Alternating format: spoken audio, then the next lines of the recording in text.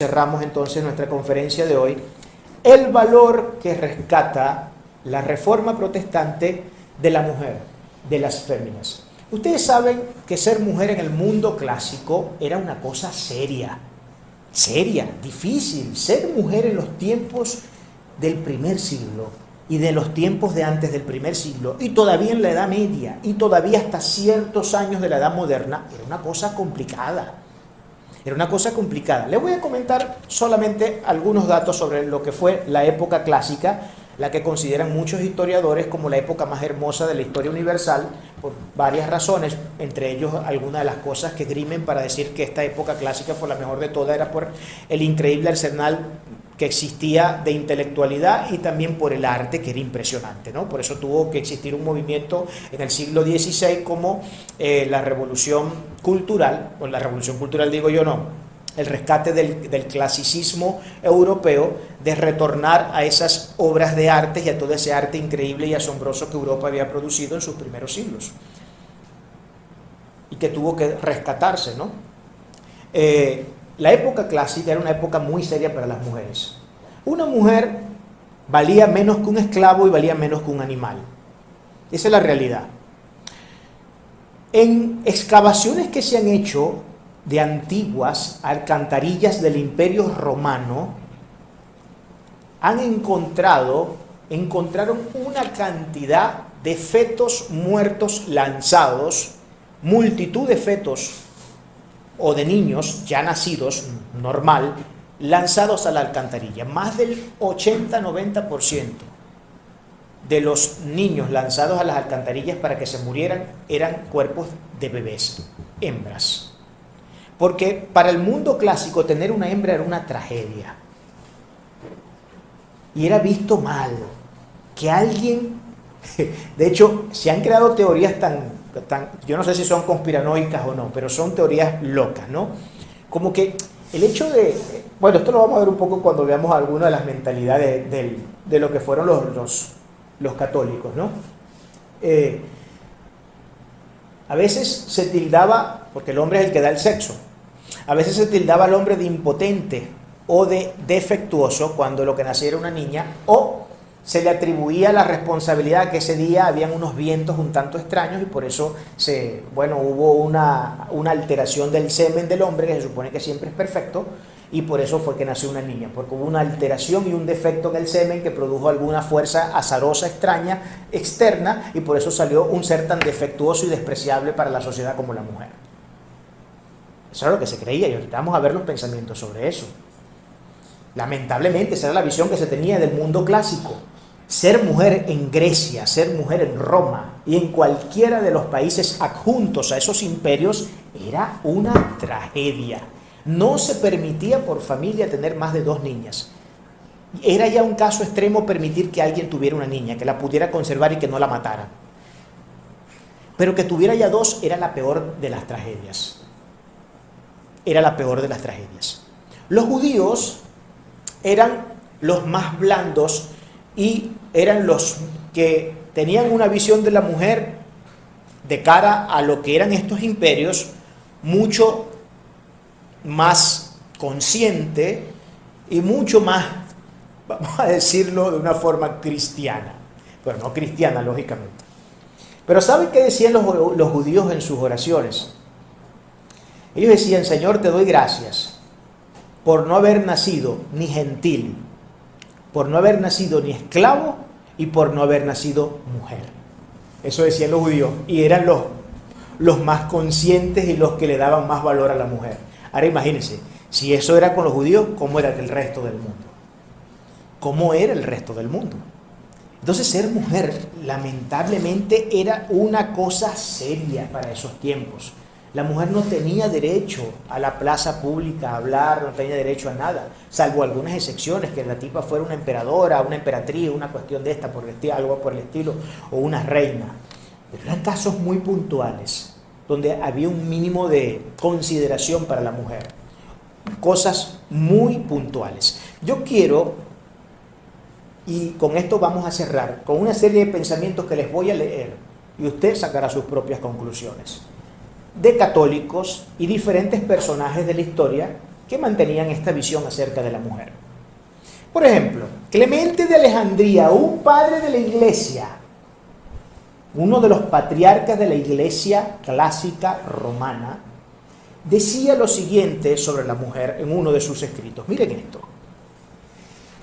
Le es vergonzoso a una mujer pensar sobre la naturaleza que tiene. Toda mujer debería enrojecerse de vergüenza solo de pensar que es mujer. Eso decía uno de los grandes patriarcas de la historia patrística de la iglesia romana. Deberían avergonzarse, muchachas, ustedes que están acá escuchando, avergüéncense por ser mujeres, según Clemente de Alejandría, católico romano. Escuchen. El teólogo tertuliano del segundo y del tercer siglo, otro de los grandes personajes de la historia religiosa, Tertuliano, dice lo siguiente: ¿y no sabes que eres una Eva? La sentencia de Dios sobre tu sexo sigue perdurando en esta era necesariamente la culpa debe también perdurar. Tú eres la puerta del demonio. Eso decía Tertuliano, que la mujer era la puerta del demonio. Otro conpiscuo católico romano. Juan Crisóstomo tenía una visión muy romántica sobre la mujer. Escuchen esto. La mujer no es otra cosa salvo una enemiga de la amistad, un castigo inevitable, un mal necesario, una tentación natural, una calamidad deseable, un peligro doméstico, un detrimento agradable, una naturaleza burda pintada con hermosos colores. La mujer es todo esto, es muy malo. El problema es que no podemos vivir sin ella. Es lo que está diciendo prácticamente este hombre, ¿no? Es un mal necesario. El problema con las mujeres es que, sí, no sirven para nada. Son lo peor de lo peor que ha botado. Son el excremento de la humanidad, pero eso es lo que está diciendo él. Pero las necesitamos. Para algo tienen que servir. Eso decía esta joya, ¿no? Eso decía esta joya, Juan Crisóstomo. El mismo Juan Crisóstomo, que parece ser que el tipo... Bueno, yo puedo entender la mentalidad de estos católicos rancios, ¿no? Yo lo puedo entender porque la mayoría de esta gente, me perdonan, ¿no? Pero la gran mayoría de muchas de esta gente, y eso es una práctica que ha sido histórica en la Iglesia Católica Romana, el homosexualismo juega marullo. Entonces, no puede extrañar, ¿no? Estas visiones. Escuchen esto, nuevamente Juan Crisóstomo. Entre todos los animales salvajes no se puede encontrar uno tan dañino como la mujer, entre todos los animales salvajes. Él pensaba que el matrimonio es una causa de la caída. O sea, es una maldición nuevamente. O sea, no solamente la visión de trabajo es una maldición, trabajar es una maldición, sino que casarse también es una maldición. Ahora, ¿cómo harían estos tipos? ¿Cómo se enfrentarían ellos a los primeros 3 capítulos de Génesis? Quisiera saber yo. Yo me quiero imaginar esas eisegesis bíblicas. Tremendo. Ahora voy a hablar de uno de los personajes más importantes de la historia de la humanidad en relación con el cristianismo de la sede romana. Estamos hablando de uno de los padres de la iglesia, Agustín de Hipona. Miren cuál era la visión de Agustín de Hipona acerca de la mujer. En la Ciudad de Dios, que es el texto por antonomasia de Agustín de Hipona, decía lo siguiente: no logro ver qué utilidad puede tener la mujer para el hombre. Si se excluye la función de concebir hijos, si nuestros primeros padres no hubieran pecado, habrían tenido hijos de alguna otra manera sin coito físico. Él no ve ninguna utilidad. Él dice, es más, incluso dudo de que la utilidad de la mujer sea parir, porque estoy seguro que si la mujer no existiera, Dios nos hubiera dado cualquier otro medio. No sé, a lo mejor hubiéramos preñado una mata de naranja o una mata de mango, no sé, cualquier cosa de esa, le hubiéramos hecho una barriga y seguramente hubiera parido algo mucho mejor que una mujer, ¿no? Porque seguramente pariendo una mata de mango o un perro o una perra, a lo mejor siempre hubiesen salido varones, y es todo lo que nosotros queremos siempre, ¿no?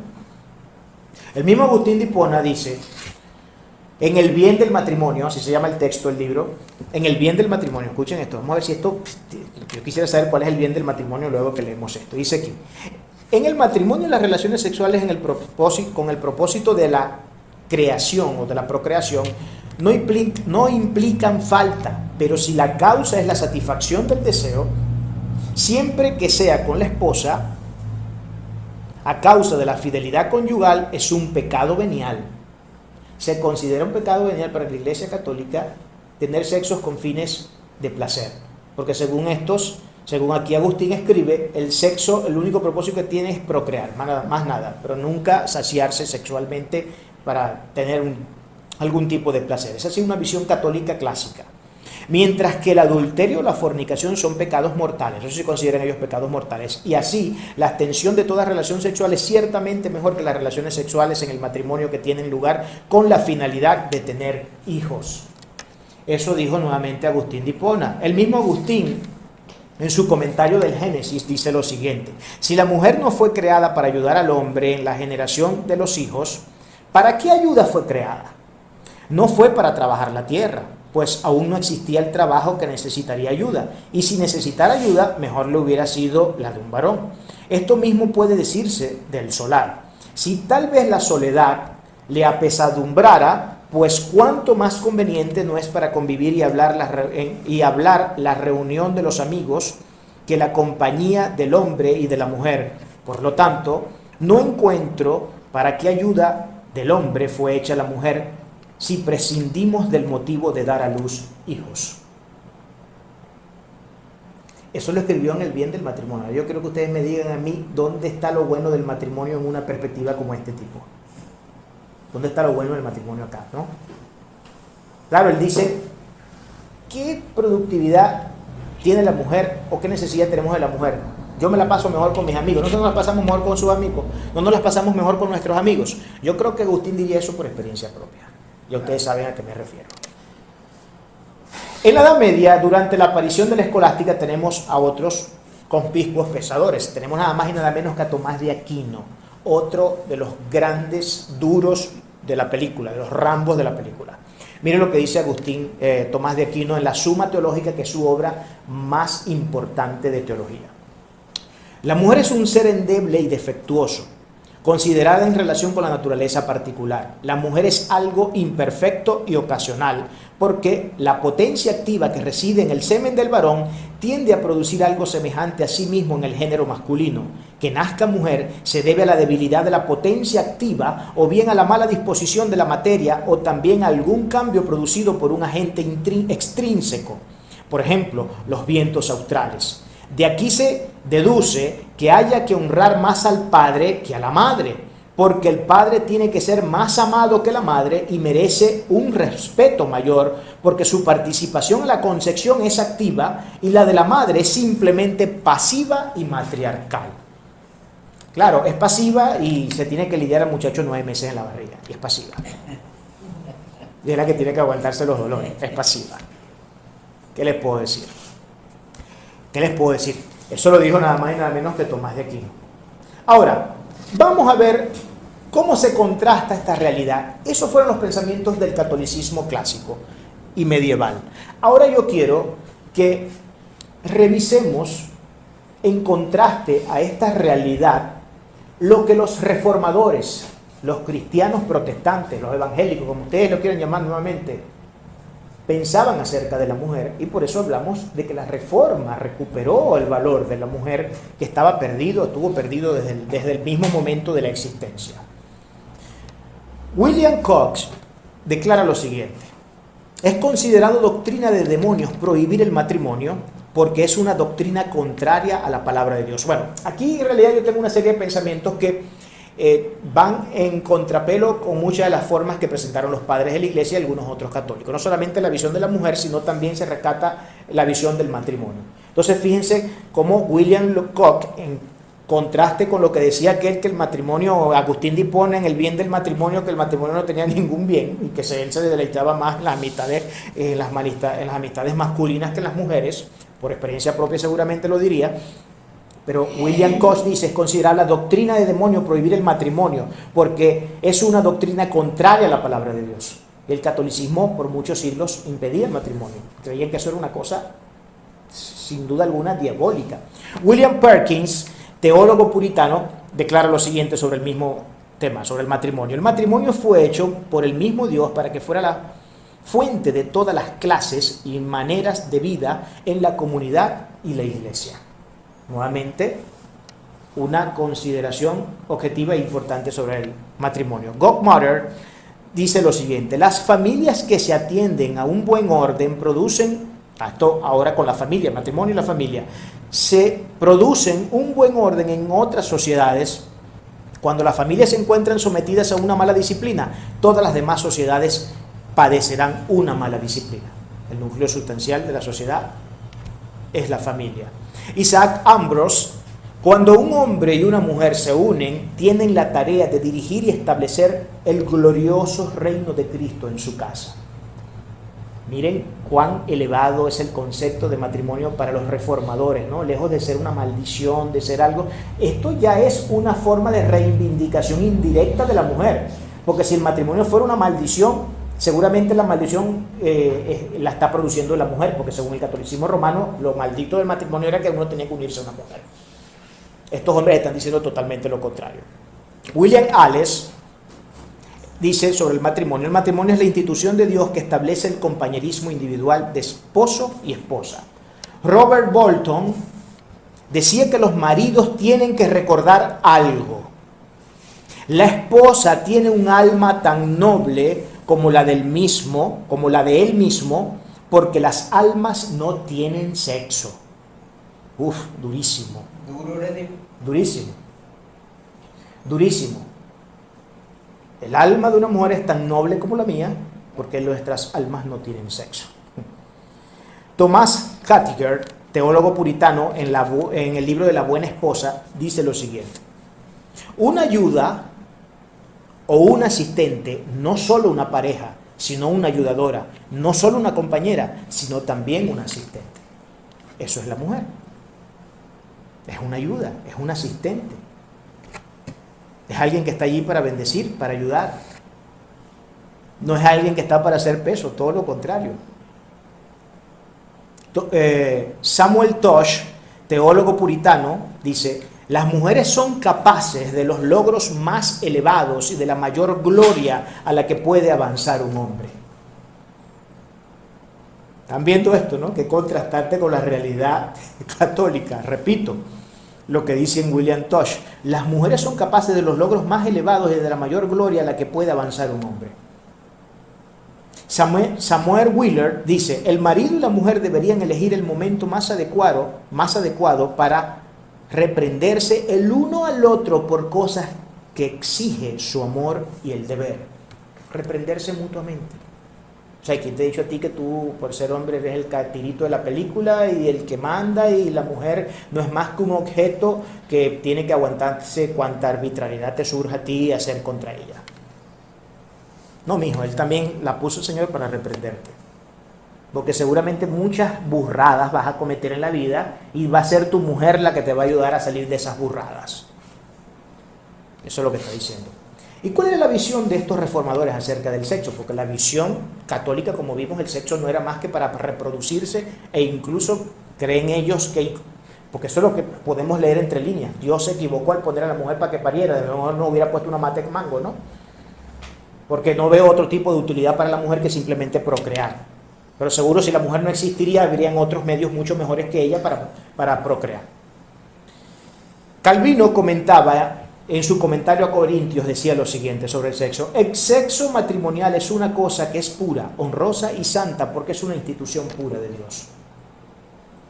Y la visión, ustedes saben que el tema del sexo para la época clásica y medieval era un tabú, hermano. Era un temazo hablar del sexo. Y se consideraba casi que la pudrición última de la sociedad, alguien que se pusiera a hablar sobre cuestiones de sexo o a exaltar eso dentro del tema religioso, ¿no? Alexander Nicole decía: el matrimonio es algo tremendamente hermoso que deriva de Dios y en el cual tienen un amigo y una amiga, un consuelo en las dificultades, una comunidad, pero también un compañero o una compañera para el placer. Sin duda, somos compañeros también. Y somos compañeros no solamente para procrear, somos compañeros también para el placer. Porque el placer es algo legítimo. Eso lo rescata la Reforma Protestante entendiendo la Biblia. El placer es algo legítimo y si usted no me quiere creer lo que yo le estoy diciendo, solamente tiene que recordar que hay todo un libro de educación sexual en la Biblia que se llama Cantar de los Cantares. Léase Cantar de los Cantares para que lo entienda. John Milton dice: el atacar el matrimonio al considerarlo inferior, eso es propio de alguna secta filosófica de las antiguas religiones y de los papistas.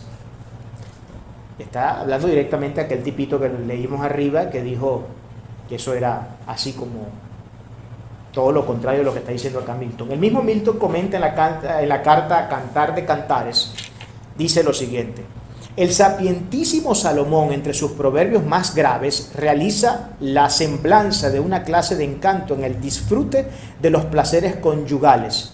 Y en Cantar de los Cantares cantan 1.000.000 de arrobos entre aquellos que se aman en el más allá del disfrute carnal, porque estos ejemplos y más que podrían ser citados, podemos imaginar con cuánta indulgencia Dios ha realizado una provisión contra la soledad del hombre.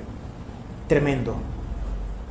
Cotton Mather dice lo siguiente: es una criatura más que digna de amor y un don tan grande del cielo para mí y para los míos, el sentimiento que me provoca hace que me disuelva en lágrimas de alegría, hablando de la mujer. Repito, Cotton, hablando de la mujer, dice: es una criatura más que digna de amor y un don tan grande del cielo para mí y para los míos, el sentimiento que me provoca hace que me disuelva en lágrimas de alegría. Cuando piensa sobre su esposa, sobre su mujer. ¡Wow! ¡Qué diferencia!, ¿no?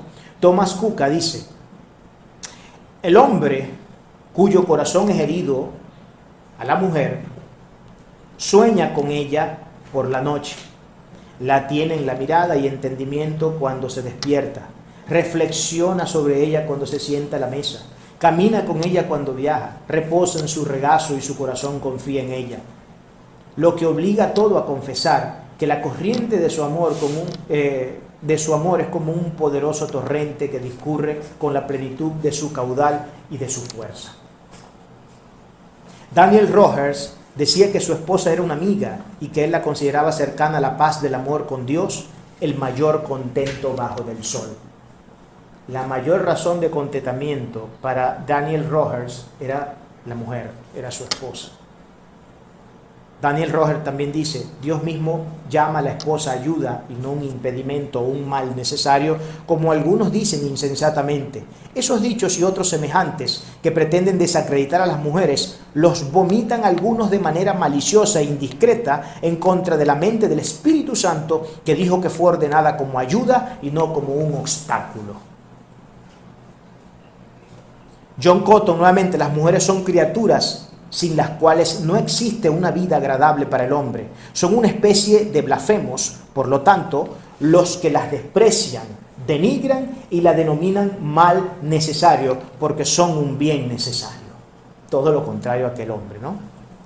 Y Lutero, para terminar: cuando un ama de casa cocina y realiza otras labores domésticas porque es el mandato de Dios, incluso ese trabajo tan pequeño debe ser alabado como un servicio a Dios que sobrepasa por mucho la santidad y el ascetismo de todos los monjes y todas las monjas justas. No dijo nada, pues. No dijo nada. Esto, por supuesto, una referencia también al golpe de la visión de trabajo que tenían la Iglesia Católica Romana, ¿no? Esta visión horrenda de la Iglesia Católica Romana sobre el tema del trabajo. Pablo, en una de sus cartas, dice: porque ya no hay hombre, no hay varón ni mujer, no hay judío ni griego, no hay amo ni esclavo, porque todos son uno en Cristo Jesús. Amén. ¿Qué está diciendo Pablo? Pablo homologó el nivel de estatus, de dignidad entre todas estas categorías. No hay grande ni pequeño entre el hombre y la mujer. No hay grande ni pequeño entre el gentil y el judío. Y no hay grande ni pequeño entre el amo y el siervo. Fue una descripción directa y un golpe directo. Número 1, el machismo. Número 2, el clasismo. Y número 3, el racismo. 3 de los peores males sociales que han existido en toda la historia de la humanidad. Eso dice el más grande teólogo del Nuevo Testamento, entre los hombres corrientes, el apóstol Pablo. No hay mujer ni varón, no hay griego ni judío, racismo. No hay hombre ni mujer, machismo, dándole al machismo. Estábamos en la cultura clásica, la mujer no valía nada.